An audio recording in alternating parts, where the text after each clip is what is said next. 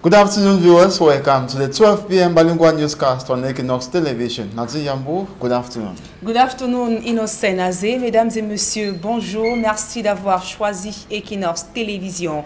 2 semaines après l'assassinat du jeune lycéen Rosman Berrios Sanou, le ministre des Enseignements secondaires s'est enfin rendu sur le lieu du drame pour s'enquérir de la situation. Nalova Nyonga s'est également rendu au domicile du défunt de la famille située au quartier Bepanda dans le 5e arrondissement. Le ministre des Enseignements secondaires n'a pas annoncé des mesures concrètes pour lutter contre la délinquance et l'insécurité en milieu scolaire.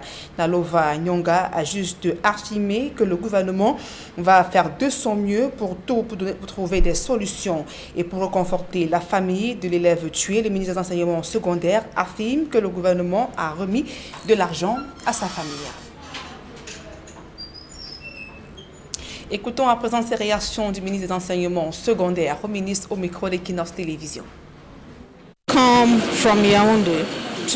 Nous sommes partis de Yaoundé. Nous avons rencontré la famille du défunt.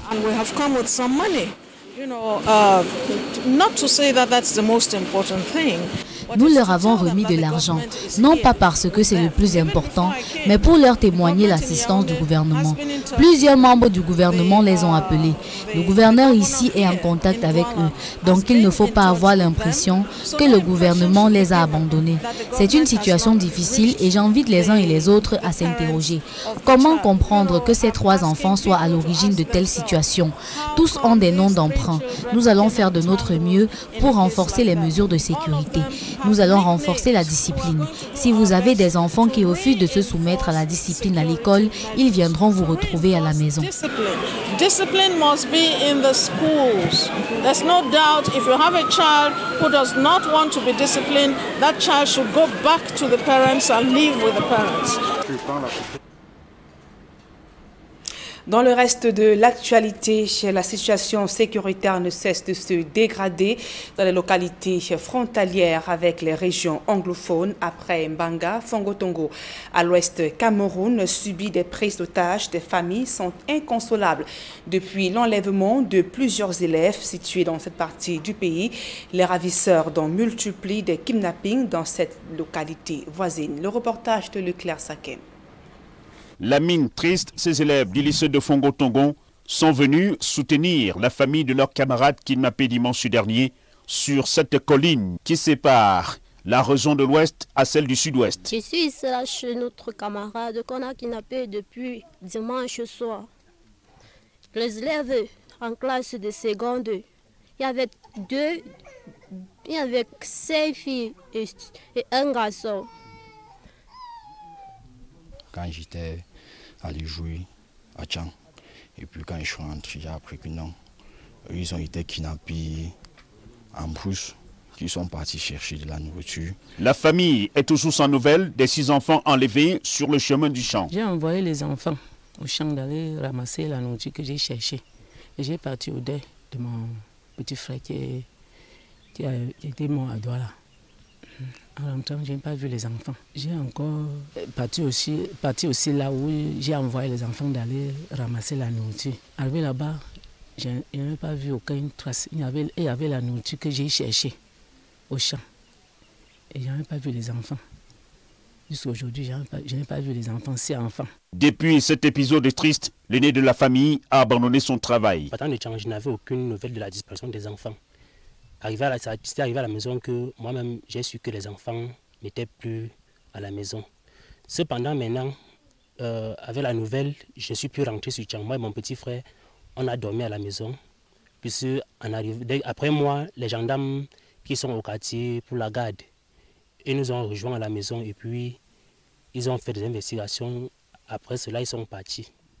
C'est le matin maintenant que vers 11 h, oui, on s'est un peu concerté en famille et dit que bon, on ne sait jamais. Comme les enfants, il n'y avait aucun téléphone entre les mains des enfants, il faudrait qu'on se rende encore sur le lieu pour voir si peut-être, après quand on les a arrêtés, on a fait un bout de papier pour venir déposer.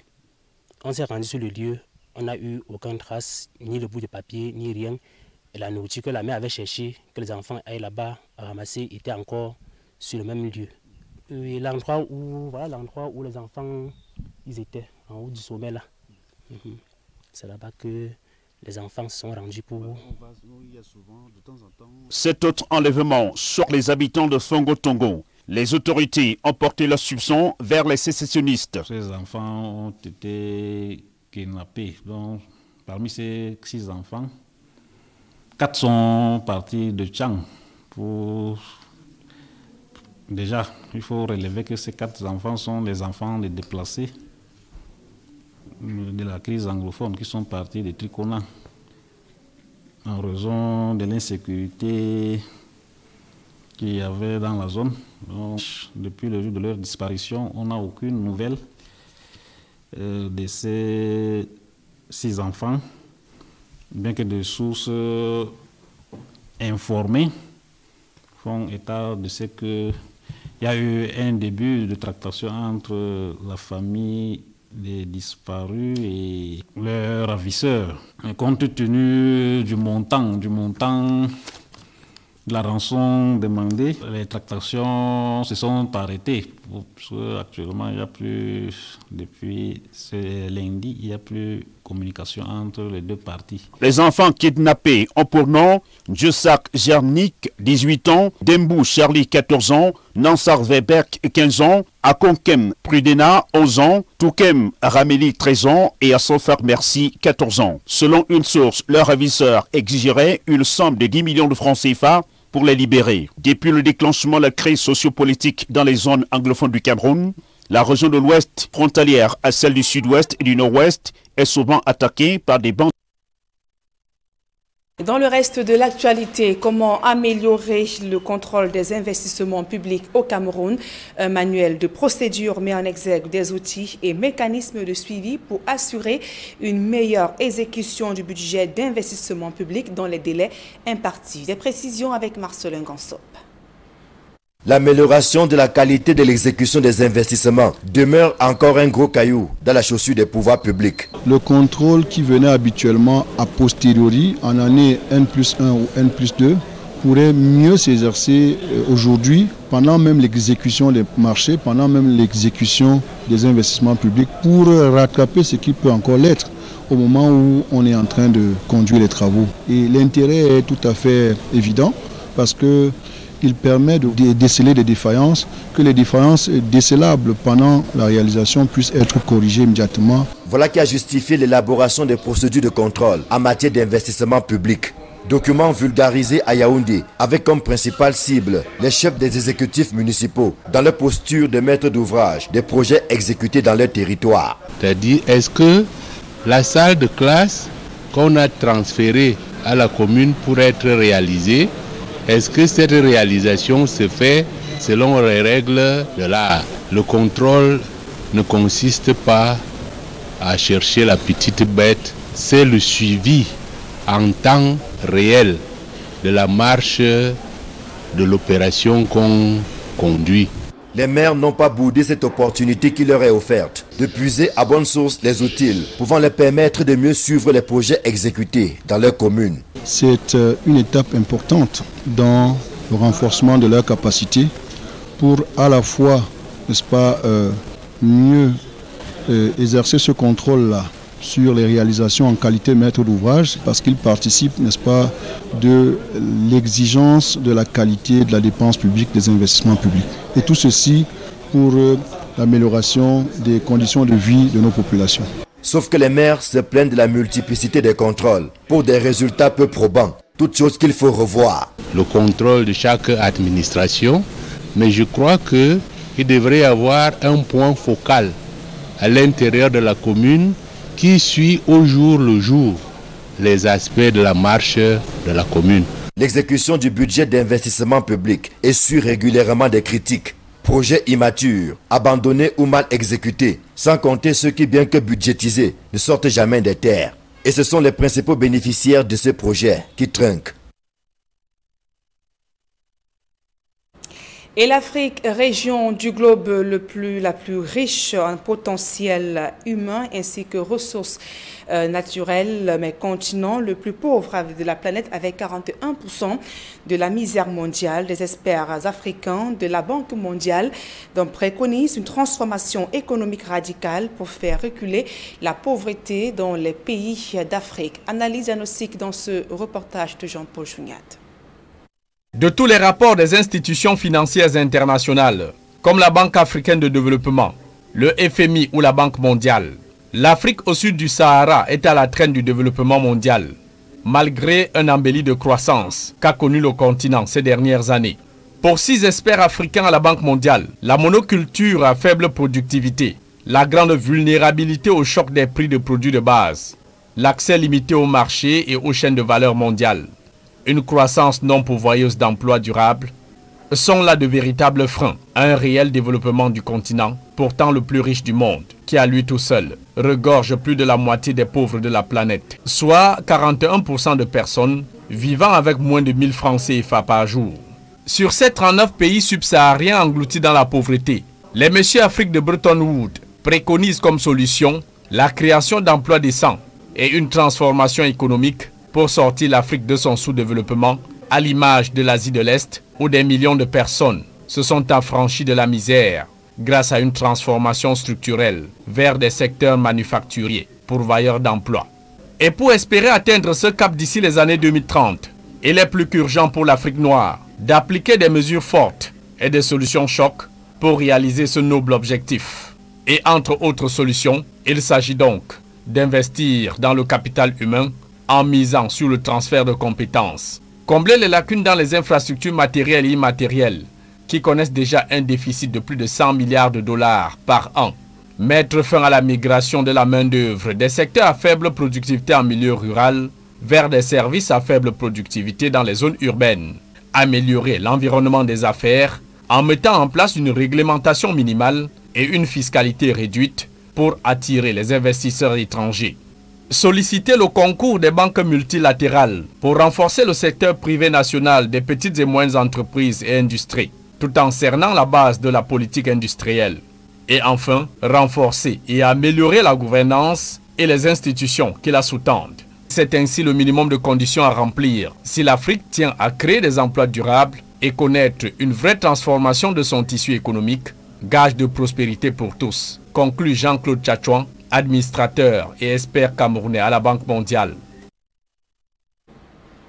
L'actualité hors de nos frontières à présent, après plusieurs mois de contestation, Omar El-Béchir n'a pas résisté à la mobilisation populaire. Il a été de Soudanais, bien sûr. Il a été destitué par l'armée et proclamé dans le Conseil militaire de transition qui a donc été mis en place. Les précisions dans ce reportage de nos confrères de TV5 Monde.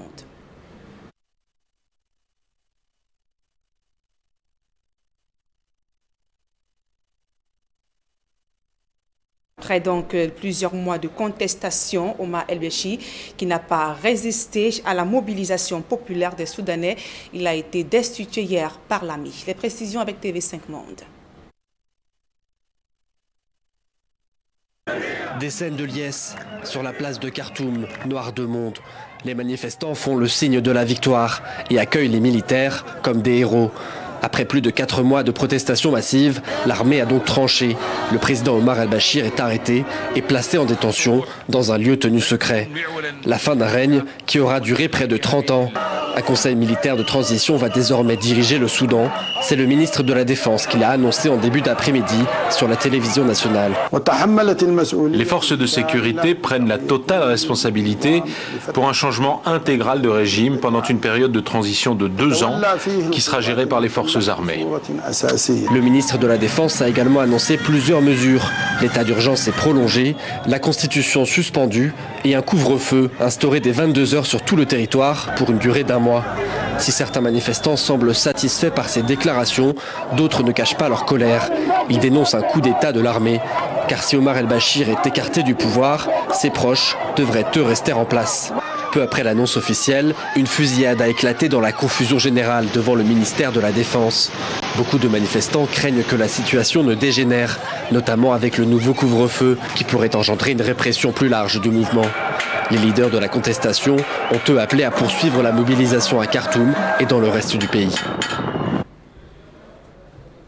Et tout juste après ces événements survenus au Soudan, l'Union européenne a demandé à l'armée de procéder à un transfert rapide du pouvoir aux civils, seul processus politique crédible et inclusif pouvant satisfaire les aspirations du peuple. Le président turc Erdogan souhaite que le Soudan puisse réussir la transition démocratique. Washington, pour sa part, appelle le gouvernement à un gouvernement d'ouverture et appelle l'armée à plus de retenue. Les États-Unis et les 5 pays d'Europe membres du Conseil de sécurité de l'ONU ont demandé une réunion d'urgence sur le Soudan et la session devrait se tenir ce vendredi. À présent, ce public reportage Orange Cameroun célèbre 20 ans de présence au Cameroun. Le temps de ces 20 années de réussite de l'entreprise de téléphonie mobile a été donné par le directeur général d'Orange Cameroun à Yaoundé. Reportage. 20 ans après son arrivée au Cameroun en 1999, Orange Cameroun évalue le chemin parcouru. Orange Cameroun a apporté de nouveaux emplois, de nouvelles façons de travailler. Orange Cameroun, on l'a vu, a des emplois directs, voire des sous-traitants qui travaillent pour nous. Mais je pense que la contribution en 20 ans, c'est d'avoir changé la façon de travailler déjà. C'est la possibilité, via nos solutions par exemple B2B, d'avoir plus de flexibilité dans le travail, la possibilité d'interconnecter des sites distants pour une même entreprise, la possibilité d'avoir accès à Internet partout et pour tous. Je pense que sur la partie télécommunication, Orange Cameroun a aidé la société à se développer, à donner des outils, des solutions différentes. Aujourd'hui, quand on est des startups, certes c'est 1 ou 2 emplois directs, mais ça peut aller beaucoup plus loin si cette startup développe de nouveaux outils, de nouvelles solutions pour intégrer des populations. De 1999 à 2019, Orange Cameroun, c'est près de 7 millions d'abonnés mobiles, répartis dans 33 000 localités entièrement couvertes. Ils sont servis par 16 agences et plus de 70 000 points de vente. Les résultats sont impressionnants, d'autant que l'empreinte économique simple d'Orange Cameroun est estimée à 260 milliards de francs CFA de valeur ajoutée et 62 674 emplois créés. Portefeuille électronique d'Orange Cameroun, Orange Money est l'un des services les plus révolutionnaires d'Orange. En 2018, par exemple, plus de 4 500 milliards de francs CFA de flux financiers ont été enregistrés grâce à Orange Money. Mais Orange veut aller plus loin, en facilitant notamment l'interopérationnalité entre les opérateurs.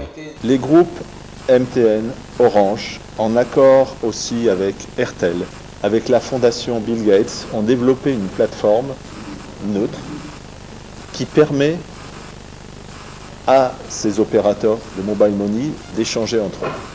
C'est un sujet qui est natif pour nous. La réglementation est en train d'évoluer et nous sommes en train de voir comment le projet développé entre les groupes, qu'on appelle Mowali, pourrait s'intégrer ici au Cameroun. En 20 ans, la contribution d'Orange Cameroun sur les richesses du Cameroun est significative. Dans le domaine du sport et singulièrement du football, Orange Cameroun a contribué à hauteur de 13 milliards de francs CFA en tant que sponsor des Lions Indomptables. 2 milliards de francs CFA ont été injectés dans la musique et le cinéma, 300 millions de francs CFA dans la comédie, pour ne citer que quelques exemples. Mais des ajustements en termes de régulation permettront à Orange Cameroun de faire mieux. J'aimerais que la régulation au Cameroun soit au même niveau que la régulation en France sur beaucoup d'aspects, en particulier sur la libéralisation des infrastructures qui nous permettrait d'offrir des services qui n'existent pas aujourd'hui, du quadruple play, du FTTH, facilité pour les entreprises. Orange est un partenaire clé de la transformation numérique de l'Afrique. À travers son activité, son cœur de métier et ses programmes RSE, en 20 ans, Orange a contribué à l'économie camerounaise. À présent, la deuxième partie de ce journal avec vous, Inonsen Nazé. You're right, Nadine Yambo. Good afternoon to you once more, viewers. Thanks for staying with us. Gunshots continues renting most localities in the southwest region of the country as restoration forces are bent to enhance continuation of the lockdown on Fako division in particular, though the main separatist movement has ordered for its uplift. The presence of security forces detested by separatists has soured the situation in the southwest region, as Derijato reports. The separatist fighters are approaching, and the Buea helpless population is again trapped in between. Hey, they're there already. I beg. It is 3 p.m. Sunday, April 7. In Moleko, the social heartbeat of the city of excellence, day 4 of the controversial imposed 10 days lockdown in Fako division by the separatist leaders. A siege is evident at checkpoint. The separatist fighters are on the street and the military forces closes in. Seconds later, the heat is on.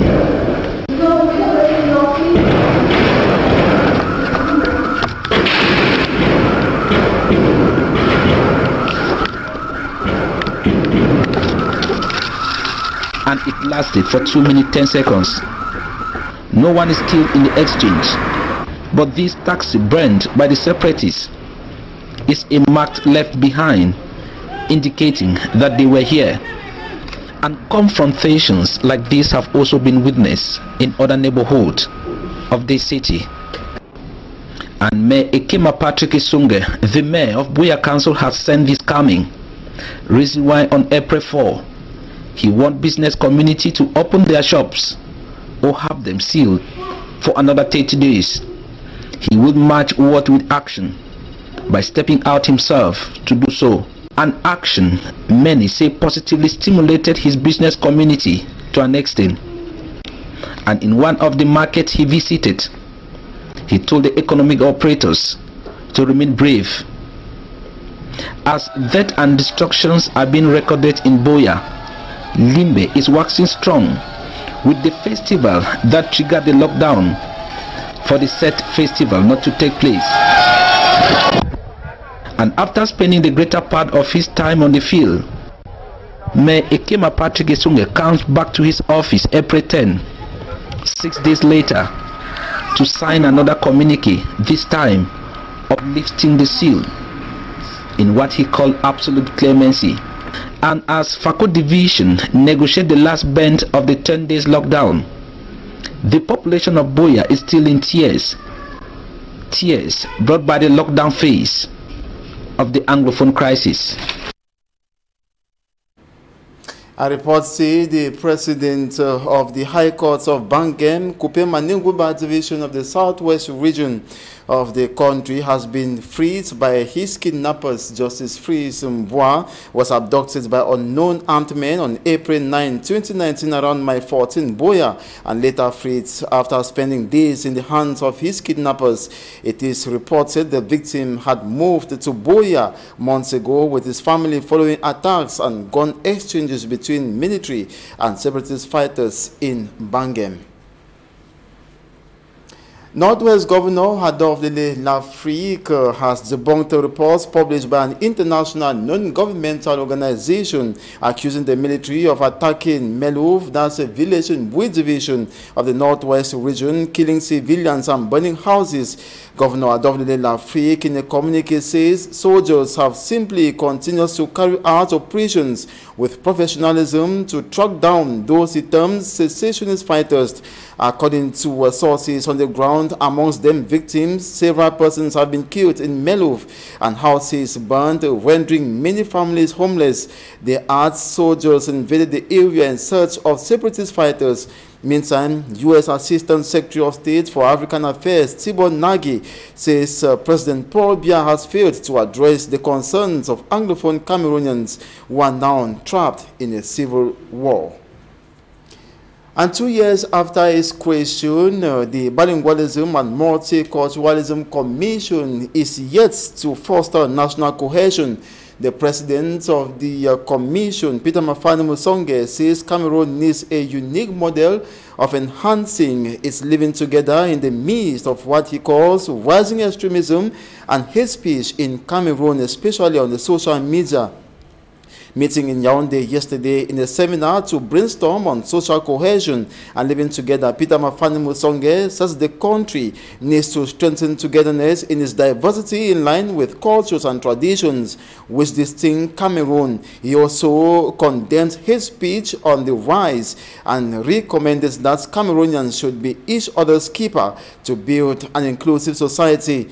Peter Mafani Musonge had paradoxically chaired meetings in Buea to back attempts of frustrating the announced Anglophone General Conference created in 2017. The Musonge Commission is still to bear fruits as the Anglophone crisis in the two English-speaking regions worsens. And the governor of the Littoral region, Samuel Jodene Ivadibwa, has promised to beef up security in the entire Mongo division of the Littoral region that is facing security threats from separatist fighters in neighboring southwest region. This as the population have been complaining of rising insecurity, notably concerning kidnappings, killings, and other aspects. Simanji Kangebro. With the recent rise of insecurity faced by some inhabitants of the Mongo division as a result of the crisis in the Anglophone zones of Cameroon, with areas like Mombo, Ndor and Banga being the latest cases recording incursions from unidentified gunmen, the choice for Nkonsamba to host the Littoral Security Meeting was timely. Chaired by Littoral's regional governor, it was an occasion for the population to be assured of their security. They want to be assured that we have taken some measures to assure more security in our villages. We have some borders with our brothers southwest, and most of the time we have in Mombo, Banga, and maybe in Melon some incursions that people can come and shoot down here and there, but it's just to assure them that we have taken some measures. But for this to be effective, the population also has a role to play, which is that of collaborating with security forces. But they have to be vigilant and to cooperate, to give information at time so that we can react and make people live in peace. The gathering that brought together top and local administrative officials within the Mongo division served as a platform for problems faced by those local administrators to be evoked. For the mayor of Nkonsamba 1, the problem of lighting, water and hygiene and sanitation were the major preoccupations of his council area. Meanwhile, the mayor of Nkonsamba 3 talks about problems linked to land titles. In all of the problems raised by the mayors, the governor promised to look into them. The Littoral Security Meeting ended in Nkonsamba this Thursday with a closed-door session amongst the different local administrators. The Cameroon Renaissance Movement opposition political party has postponed its peaceful demonstration initially scheduled for the 13th of April 2019. Militants of the party say the decision is to wrestle in court the illegal decision of the Minister of Territorial Administration banning the protest march. In his release dated April 5th, 2019, a new date they noted will be announced when the war is won. The CRM militants or the CRM maintains its stance to fight for true democracy in Cameroon, freedom and protection of fundamental rights, restoration and preservation of peace in the country, particularly in the two English-speaking regions, plus political fortune. And still talking about the CRM political party, Barrister Michel Ndoki, militants of the political party did not appear in court yesterday for a hearing of the Habia couples that was filed by lawyers of Professor Maurice Kamto and equally sympathizers and supporters of the CRM. The firebrand CRM supporter was only informed about the case same day. Even her lawyers were not notified on time. She is due to appear in court on April 18, 2019. And in news out of the country, large crowds have remained on streets of Sudan's capital, Khartoum, throughout the night, ignoring a curfew declared by the military. Longtime President Omar al-Bashir was overthrown and arrested on Thursday after months of street protest. But demonstrators say the military council, which has taken power, is part of the same regime. The fresh standoff has raised fears of a violent confrontation between protesters and the army. There is also a real danger that different elements of the security forces and militia could turn their guns on each other. Meantime, the African Union has condemned the military takeover in Sudan April 11. Its chairperson, Musa Faki Mahamat, said in a statement that military takeover is not the appropriate response to the challenges facing Sudan and the aspiration of its people. He criticized what he calls an unconstitutional change of government. And now, in sports, the Confederation of African Football CAF yesterday unveiled the 4 pots of the upcoming AFCON. The draws will take place in Cairo this Friday. That will be at 8 p.m. Meantime, Senegal, Tunisia, Nigeria, and Morocco will join Cameroon, the trophy holder, and Egypt, host country, to complete Pot 1. Pot 2 will consist of Democratic Republic of Congo, Ghana, Mali, Cote d'Ivoire, Guinea, Bissau, and Algeria.